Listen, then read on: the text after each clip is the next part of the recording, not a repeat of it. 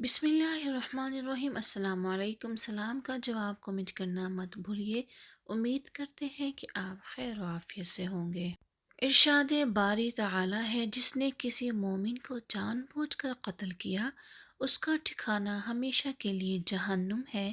اللہ کی ناراضگی اور اس کی لعنت اور اس کے لیے عذاب عظیم ہے۔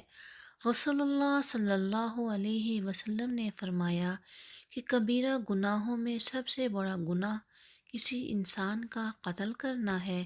جس نے کسی جان کا قتل چھری یا چاقو کے ساتھ کیا تو فرشتے جہنم کی وادی میں ہمیشہ اس کو اس چھری کے ساتھ مارتے رہتے ہیں، اور وہ ہمیشہ آگ میں رہتا ہے، اور وہ میری شفاعت سے محروم رہے گا۔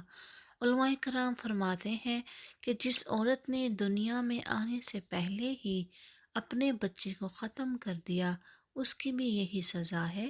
رسول اللہ صلی اللہ علیہ وسلم نے فرمایا، ختم کیے جانے والا بچہ قیامت کے دن لایا جائے گا، جس کی آواز بجلی کی کڑک جیسی ہوگی، اور وہ مدد کے لیے پکار رہا ہوگا کہ میں مظلوم ہوں۔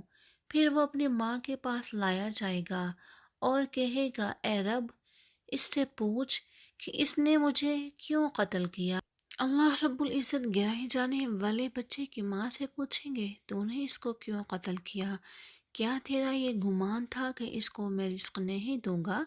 بے شک میں نے کسی شخص کا ناحق قتل حرام کیا تھا۔